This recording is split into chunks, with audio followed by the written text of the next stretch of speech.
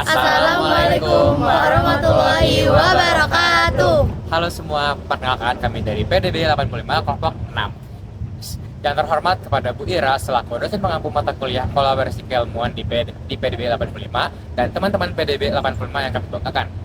Sebelum itu, izinkan kami memperkenalkan diri masing-masing, dimulai dari saya. Nama saya Razani Imamul Adli dengan NIM 144251018 dari Prodi Ekonomi Islam. Nama saya Naurdafa Alianto dengan NIM 1112522 dari Prodi Kedokteran. Halo semuanya, perkenalkan nama aku Elvareta Nurul Sofitri dari Prodi Rekayasa Nanoteknologi dengan NIM 162211007. Halo semua, perkenalkan nama saya Sila Talwakota dengan NIM 41425195 dari Prodi Teknologi Laboratorium Medik. Halo, perkenalkan nama saya Hiwari Elizabeth Darmawan dengan NIM 113251114 dari Fakultas Psikologi. Halo semuanya, perkenalkan nama saya Fatihah Rahma Sabrina dengan NIM 123251046 dari Fakultas Ilmu Budaya. Seperti yang kita tahu, sarapan merupakan hal yang sangat penting untuk menjalani kehidupan sehari-hari. Tidak hanya untuk menambah energi, namun sarapan juga dapat menambahkan fokus untuk menjalani tugas yang sangat berat. Maka dari situ ide bisnis kita muncul untuk menyediakan makanan yang sehat dan juga murah, namun juga bergizi seimbang. Saya akan menjelaskan BMC dari penjualan kelompok kami. Yang pertama ada value proposition. Nah, produk kami memiliki harga yang terjangkau, praktis, rasa yang enak dan bergizi, menu yang variatif, dan juga mengenyangkan. Lalu untuk customer segments, kita ada demografi yaitu mahasiswa dan teknik berusia 17 hingga 35 tahun. Yang kedua adalah geografi. Geografis kami adalah area kampus C Universitas Airlangga atau UNAIR. Lalu yang ketiga adalah psikografis. Yang pertama gaya hidup mahasiswa yang aktif dan sibuk. Dua, prioritasnya apa? Itu adalah konsumen yang mencari makanan cepat saji dan bergizi. Yang ketiga, perilaku konsumen yang menyukai kepraktisan. Lalu channels, yaitu ada fisik, membuat mini stand di daerah sekitar kampus. Dua, digital, akun Instagram. Tiga, informasi cepat, lalu status WhatsApp. Lalu key aktivitas kami yaitu pemilihan produk dan bahan baku. Yang kedua, pengemasan dan penyajian. Tiga, pemasaran dan promosi digital. Lalu yang keempat ada transaksi penjualan. Yang kelima adalah pengelolaan inventaris dan keuangan. Lalu ada key partners yaitu supplier utama bahan baku, platform penjualan, layanan pembayaran digital, dan juga reseller. Lalu key resource kami yaitu kalau secara fisik kita pada perlengkapan mini stand, bahan baku kita ada stok bahan baku yang stabil yaitu ayam, sayuran, dan lain-lain. Ketiga kita ada SDM yaitu yang untuk memasak dan melayani. Yang keempat digital untuk konten dan platform promosi. Yang kelima keuangan, modal, dan kas operasional. Lalu cost structure kami yaitu ada biaya variabel atau operasional. Yang pertama ada subtotal price bowl-nya 350.000. Kedua ada subtotal cost makaroni kering 30.000. Yang ketiga ada subtotal cost minimum 125.000. Dan semua itu memiliki total 505.000. Revenue streams yaitu harus pendapatan kami yaitu ada penjualan rice bowl 3 menu yaitu ayam geprek, ayam kecap, dan ayam Bali. Lalu ada jualan makaroni kering yang sempat dijual di bulan pertama dan kedua. Ketiga ada penjualan minuman yaitu es coklat dan green tea. Yang keempat keuntungan dengan kerjasama dengan reseller. Yang kelima penjualan di kampus sekitar GKB. Selanjutnya saya akan membahas bagian strategi branding dan juga channel. Yang pertama yaitu target pasar kita. Target pasar kita ini yaitu mahasiswa yang dimana produk yang kami jual ini menyesuaikan dengan kebutuhan mereka, yaitu makanan yang enak dan bergizi namun dengan harga yang ramah di kantong. Dengan penyesuaian ini dapat serba-serbi mudah diterima oleh target pasar kami. Yang kedua yaitu pemilihan produk berdasarkan hasil survei. Menu rice bowl kami yaitu berupa 3 lauk yang berbeda dan 2 minuman es. Kami pilih berdasarkan hasil kuesioner yang kami buat, dan produk-produk yang kami tawarkan juga ini menyesuaikan dengan kebutuhan dan sesuai dengan preferensi mahasiswa yang dimana menjadi target pasar kami. Yang ketiga yaitu channel lokasi penjualan di kampus. Kami memilih lokasi yang strategis yaitu di depan gedung kuliah bersama Universitas Airlangga di kampus C pada jam 8 pagi.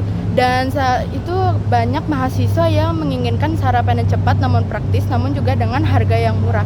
Sehingga branding yang kami bangun itu untuk menyediakan rice bowl dan minuman es yang praktis dan harga yang terjangkau. Yang keempat yaitu promosi di media sosial. Kami menggunakan 2 media sosial yaitu Instagram dan juga WhatsApp, yang dimana kami gunakan untuk memperluas jangkauan promosi kami. Selanjutnya adalah pemasaran digital. Kelompok kami melakukan pemasaran digital melalui media sosial dengan tujuan tertentu. Yang pertama adalah untuk meningkatkan brand, yang kedua adalah untuk menarik pelanggan. Untuk mencapai tujuan tersebut, hal pertama yang kami lakukan adalah kita melakukan riset target audiens meliputi usia, minat, lokasi, dan karakteristik pembeli. Untuk menunjang hal tersebut, kita juga menggunakan media sosial bernama Instagram sebagai sarana penyebaran brand kami. Mengapa kami menggunakan Instagram? Karena Instagram itu sangat mudah digunakan dan Instagram itu cukup sering diakses oleh banyak orang secara setiap hari. Selain itu, warna, tone, atau gaya desain sangat diperlukan untuk sebuah brand agar mudah dikenali. Maka dari itu, kami, kelompok 6 Dapur Serba Serbi, menggunakan warna ungu sebagai identitas warna dari brand kami. Kali ini aku menjelaskan bagian dari evaluasi dan strategi penjualan dari produk kami di Dapur Serba Serbi. Oke, jadi pertama evaluasi dulu. Evaluasi dari kami yaitu yang pertama ada makanan dari 3 menu kami itu packagingnya kurang pas, jadi tutupnya tidak rapat. Kemudian yang kedua, minuman yang kami jual pernah ketika waktu itu terlalu manis, jadi menimbulkan rasa yang terlalu berlebihan. Tetapi juga pernah di sesuatu ketika kita jualan tidak manis malahan. Nah, itu juga perlu menjadi evaluasi bagi kami. Kemudian yang ketiga, kami menjual produk yang minuman itu pernah sampai bocor karena packagingnya kurang rapat atau di gelasnya tuh termasuk gelas yang tipis gitu guys. Oke, kita lanjut ke hasil dan profitabilitas. Nah, dari penjualan kami itu berhasil menjual sebanyak 300 produk yang terdiri dari 166 rice bowl, 115 minuman, dan 19 makaroni. Produk tersebut kami jual dalam periode 3 bulan yang terbagi menjadi 7 kali penjualan. 2 kali pada bulan September, 2 kali pada bulan Oktober, dan 3 kali pada bulan November. Dari penjualan tersebut, pendapatan yang kami peroleh adalah Rp3.058.000 dengan modal awal yang kami gunakan sebesar Rp600.000. Biaya variabel yang kami keluarkan selama penjualan sebesar Rp2.281.000. Adapun pendapatan lain-lain yang berupa tip dari pembeli itu sebesar Rp102.000.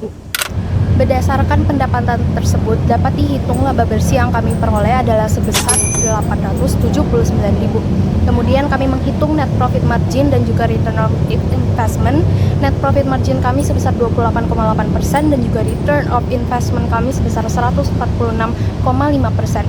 Nah, dapat disimpulkan berdasarkan rasio net profit margin dan juga return of investment selama 3 bulan tersebut, usaha kami Dapur Serba Serbi merupakan usaha yang menguntungkan dan layak untuk dilanjutkan dengan alasan proses penjualan yang mudah karena menggunakan sistem reseller dan modal yang digunakan relatif kecil.